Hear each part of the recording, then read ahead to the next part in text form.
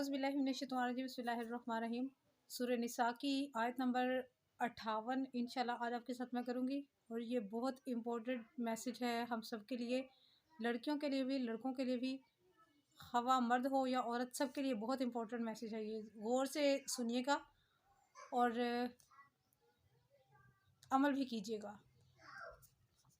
बिस्मिल्लाहिर्रहमानिर्रहीम। बेशक अल्लाह ताला हुक्म फरमाता है तुम्हें कि इनके सुपुर्द करो अमानतों को जो इनके अहल हैं, और जब भी फैसला करो लोगों के दरमियान तो फैसला करो इंसाफ से। बेशक अल्लाह ताला बहुत ही अच्छी बात की नसीहत करता है तुम्हें।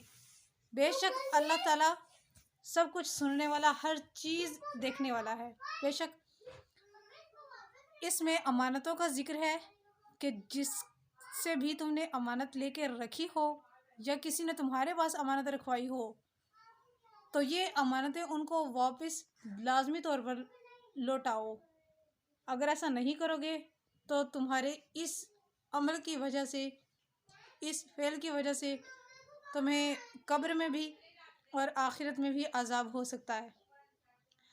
हज़रत समरा रज़ी अल्लाह ताला अन्हो से रिवायत है, नबी करीम सल्लल्लाहु अलैहि वसल्लम ने फरमाया, जिसने तुम्हारे पास कोई अमानत रखी हो उसे उसकी अमानत वापस करो, और तुम्हारे साथ जो इंसान ख़यानत करे तुम उसके साथ ख़यानत ना करो। यानी कि तुम्हारे साथ ख़वा कोई ख़यानत करता है लेकिन तुम उसके साथ ख़यानत कभी ना करो। आयत करीमा वैसे तो ये आम है, यानी इसका नुज़ूल के बारे में जो है ना ये आम है, क्योंकि ये हमें हुक्म दिया गया है। और जहाँ तक बात है लोगों के दरमियान फ़ैसले की, तो वो एक हाकिम बंदा होता है, चाहे वो एक मोहल्ले में हो हाकिम, चाहे एक टाउन में हो, शहर में, मुल्क में भी हो, मुल्क इवन घर में अगर कोई हाकिम हो, हवा अम्मी है या अबू जान है, कोई भी हो, या कोई बड़ा भाई है, बड़ी बहन है, तो उसको चाहिए कि वो इंसाफ से फ़ैसला करे। इसलिए अल्लाह ताला के अपने बंदों पर जो हुकूक हैं वो भी हैं, और जो हम पर अल्लाह ताला ने नमाज, रोज़ा, हज, ज़कात वगैरह हम पर, नज़र वगैरह जो हम पर, कुफारा वगैरह जो हम पर फ़र्ज़ फरमाई है, हमारा काम बनता है कि हम उनको पूरा करें। इनको हम अमानत, यहाँ पर इसका ये बयान का मतलब ये है कि इन सबको हमने अमानत के तौर पर इनको जो है निभाना है। यानी हम लोग, अल्लाह ताला ने हम पर ये फ़र्ज़ किया है, हम इसे नज़रअंदाज़ी नहीं कर सकते। ना हम ये कह सकते हैं कि नमाज नहीं अदा करनी, बस कलमा पढ़ लिया है तो ठीक है, या सिर्फ रमज़ान में हमने पढ़ लिया है तो काफ़ी है, हमें ये चीज़ नहीं है।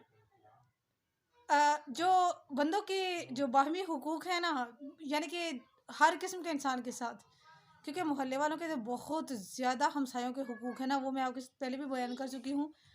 इवन के नबी करीम सल्लल्लाहु अलैहि वसल्लम को ये भी लगा था कि ऐसा ना हो कि ये विरासत में भी ये हिस्सेदार बन जाए। अगर इस दुनिया में किसी इंसान ने दूसरे को अमानत ना लौटाई होगी तो क़यामत में उसकी पकड़ होगी।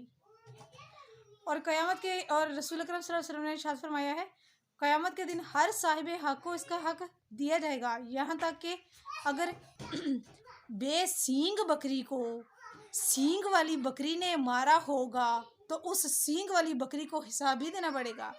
चाहे दूसरी बकरी को जिसको वो मार रही है उसके सींग नहीं है, तब भी उसको हिसाब क़यामत के दिन देना पड़ेगा। तो हम इंसान, हम तो हैं ही इंसान, ये चीज़ है।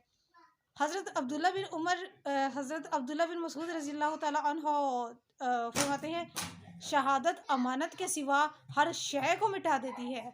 क़यामत के दिन उसको अल्लाह की बारगाह में हाजिर किया जाएगा और उसे कहा जाएगा कि चल, जो अमानत फ़लाँ ने तेरे पास रखवाई थी उसको वापस लौटा। वो कहेगा, ऐ मेरे रब, अब तो दुनिया में कोई शय बाकी है ही नहीं, दुनिया तो ख़त्म हो चुकी है, मैं कैसे लौटाऊँ।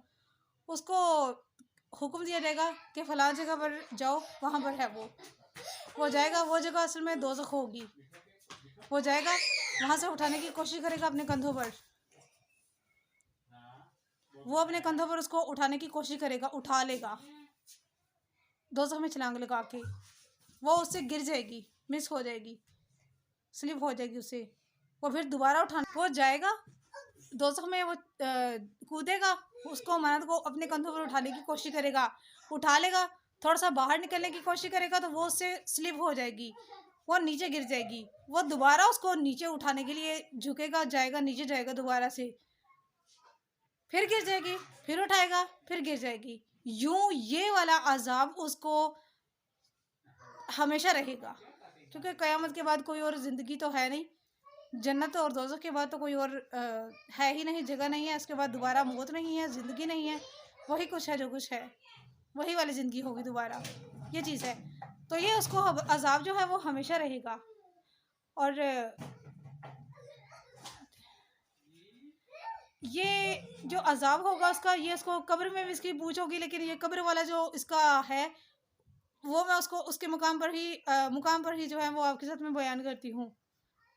हज़रत अबी बिन काब रज़ी अल्लाह ताला अन्हा फरमाते हैं, औरत की शर्मगाह, औरत के पास अमानत है, इसके अलावा और जो जितने भी मामलात हैं, ट्राई टू अंडरस्टैंड, वो सारे के सारे अमानत में दाखिल है। हवा कोई मर्द हो, इसीलिए तो अल्लाह ताला ने फरमा दिया है ना, पाक दामन मर्दों के लिए ही पाक दामन औरतें हैं, और पाक दामन औरतों के लिए ही पाक दामन मर्द हैं। ये अल्लाह की तरफ से हो चुका है, ये अल्लाह करीम की तरफ से ये लिखा जा चुका है। अब इसमें कोई अगर मगर ऐसा वैसा हाँ या ना कुछ भी नहीं हो सकता, यह ख़त्मी फैसला है, ये चीज़ है। हज़रत इब्न अब्बास रज़ी अल्लाह फरमाते हैं कि हाकिम को चाहिए कि वो ईद के खुतबे के दिन औरतों को ये बात लाजमी बयान करे, ये हदीस शरीफ अमानत वाली लाजमी बयान करे। आप देख लीजिए कि ये कितना इम्पोर्टेंट मैसेज है, और इसको जो है वो हर जगह पर जाना चाहिए, शेयर होना चाहिए। नबी करीम सल्लल्लाहु अलैहि वसल्लम ने मक्का फ़तह किया और लोगों को अमन व सुकून जो है जब हासिल हो गया, तो नबी करीम सल्लल्लाहु अलैहि वसल्लम बैतुल्लाह शरीफ में तशरीफ़ लाए और अपनी ऊँटनी पर सवार होकर बैतुल्लाह का तवाफ़ किया, और जब हिजर अस्वद के पास से गुज़रे तो अपनी छड़ी के साथ ऊँट पर बैठे हुए उसको बोसा दिया। फिर आपने तवाफ़ मुकम्मल करके उस्मान बिन तलहा को बुलाया, जो बैतुल्लाह के कलीद बरदार थे, और इन्हें हुक्म दिया, इनसे चाबी ली, और चाबी लेकर बैतुल्लाह शरीफ का दरवाज़ा खोला, और एक लकड़ का बुत बना हुआ था, लकड़ी का एक बुत बना हुआ था, उसको आप अलैहिस्सलाम ने अपने 10 मुबारक से तोड़ा और उसको तोड़कर फेंक दिया। फिर फरमाया, अल्लाह वहदला शरीक के सिवा कोई माबूद नहीं, वो अकेला है, उसने अपने वादे को सच्चा कर दिखाया और उसने अपने बंदे की मदद फरमाई, और उस अकेले ने तमाम गिरोहों को शिकस्त दी। आज हुक्म सिर्फ अल्लाह का है, आज अल्लाह और अल्लाह करीम की फ़ौज गालिब आ गई। हर किस्म की ख़ानदानी शराफत, माल और खून के झगड़े अब मेरे कदमों तले हैं, नबी करीम सल्लल्लाहु अलैहि वसल्लम फरमा रहे हैं। सिवाय बैतुल्लाह की खिदमत गुजारी और हाजियों को पानी पिलाने के, इसी तरह हदीस में ज़िक्र है कि फिर आप मस्जिद हराम में बैठ गए। सैयदना अली मुर्तज़ा रज़ी अल्लाह ताला अन्हो जो है इन्होंने फरमाया, या रसूलल्लाह, बैतुल्लाह की चाबी मुझे इनायत फरमाएं, ताकि हाजियों को पानी पिलाने के मुनसिब के साथ साथ काबा शरीफ की चौकीदारी का मुनसिब भी हमें मिल जाए। इस पर हुज़ूर अकरम सल्लल्लाहु अलैहि वसल्लम ने इरशाद फरमाया, उस्मान बिन तलहा कहाँ है? उसे बुलाया गया तो आपने फरमाया, उस्मान, ये लो अपनी चाबी, ये वफा और वादा पूरा करने का दिन है, ये चीज़ है। सैयदना अली मुर्तज़ा को चाबी क्यों नहीं दी गई? इंशाल्लाह इसका ज़िक्र अपने मुकाम पर आएगा, अपनी जगह पर इंशाल्लाह ताला इसका जो है वो ज़िक्र आएगा, ये चीज़ है।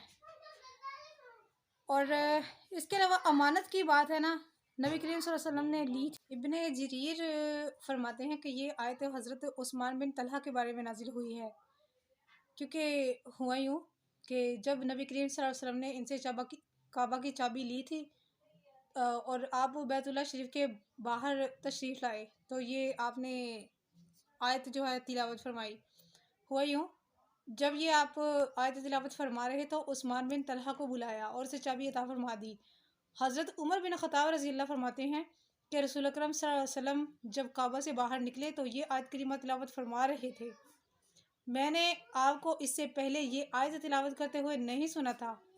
हज़रत इब्ने अब्बास रज़ी अल्लाह ताला अन्हो फरमाते हैं कि जब रसूल अल्लाह ने मक्का शरीफ फ़तह किया तो आपने हज़रत उस्मान बिन तलहा को बुलाया और फरमाया कि मुझे चाबी दो। जब इन्होंने चाबी देने के लिए हाथ आगे बढ़ाया तो हज़रत अब्बास रज़ी अल्लाह ने नबी करीम सल्लल्लाहु अलैहि वसल्लम को कहा, या रसूल अल्लाह, मेरे माँ बाप आप पर कुर्बान हो जाए, पानी के ड्यूटी के साथ साथ मुझे बैतुल्लाह शरीफ की जो है वो चाबी भी मुझे इनायत फरमाई जाए। ये सुनकर हज़रत उस्मान रज़ी अल्लाह ने जो है ना वो अपना हाथ ना रोक लिया, थोड़ा सा ना पीछे कर लिया, क्योंकि चाबी देने के लिए वो हाथ बढ़ा रहे थे, तो हम अंदाज़ा लगा सकते हैं कि उन्होंने कैसे थोड़ा सा पीछे कर लिया होगा। हाथ वहीं पर रखा, यानी कि पीछे कर लिया या संभाल लिया, थोड़ा सा पीछे करके ना ऐसे ना कर लिया। तो इस पर उन्होंने नबी करीम सल्लल्लाहु अलैहि वसल्लम ने दोबारा इरशाद फरमाया, उस्मान, चाबी मुझे दो। इन्होंने चाबी देने के लिए हाथ आगे बढ़ाया था, तो हज़रत अब्बास रज़ी अल्लाह ने वही वाली बात की कि पानी के साथ साथ ये वाली जो चाबी है ये भी हमें सौंपी जाए। उन्होंने अपने हाथ को पीछे कर लिया, हज़रत उस्मान ने अपने हाथ को पीछे कर लिया। इस पर रसूलुल्लाह सल्लल्लाहु अलैहि वसल्लम ने इरशाद फरमाया, ऐ उस्मान, अगर तुम अल्लाह और यौम आखिरत पर ईमान रखते हो तो मुझे चाबी दे दो। इन्होंने चाबी दे दी और अर्ज़ की कि ये अल्लाह की अमानत है। आपने दरवाज़ा खोला ये कह के कि ये अल्लाह की अमानत है ये चाबी। चनाचे नबी करीम सल्लल्लाहु अलैहि वसल्लम ने दरवाज़ा खोला, बैतुल्लाह शरीफ के अंदर गए, हज़रत इब्राहीम अलैहिस्सलाम का मुजस्समा देखा जिसके साथ ही फाल निकालने वाले तीर लटके हुए थे। आपने इरशाद फरमाया, इन मुशरिकीन पर अल्लाह की लानत हो। हज़रत इब्राहीम और इन तीरों का आपस में क्या ताल्लुक़ है? फिर आपने पानी मंगवाया और इसमें हाथ डुबोकर इन तमाम मुजस्समों को ख़त्म कर दिया। फिर मुकाम इब्राहीम को बैतुल्लाह से निकाल कर काबा की दीवार में नस्ब कर दिया। फिर आप बाहर तशरीफ़ लाए, बैतुल्लाह शरीफ का तवाफ़ फरमाने लगे। इसी स्नाह में हज़रत जिब्राईल अलैहिस्सलाम ये आयत करीमा लेकर उतरे। ये चीज़ है, ये दोनों इनकी शान नुज़ूल के बारे में है, लेकिन ये हुक्म आम है। आजकल के लिहाज से भी देखिए ना, हम गर्ल्स के लिए है और वैसे भी अमानतों के लिए है, और हाकिम जो बनता है जिसने फ़ैसला करना होता है कुछ लोगों के माबेन, तो वो इंसाफ से फ़ैसला करे। ये आयत आम है, आजकल के लिए भी जो है, ख़ास वो उस मुकाम के लिए नहीं है। ये चीज़ है, इन्नल्लाहा निअम्मा यइज़ुकुम, यानी अगर तुम्हें वो अमानत हो तुम्हारे पास कोई, तो उसे लाजमी तौर पर अदा कर दो, लोगों के दरमियान इंसाफ करो, और इसके अलावा दूसरे शरई अहकामात तमाम जो हैं वो उनको आम करने का हुक्म है। तो ये थी मेरी आज की वीडियो। बराए मेहरबानी सदका जारी की नियत से शेयर कीजिएगा। जज़ाकल्लाह खैर।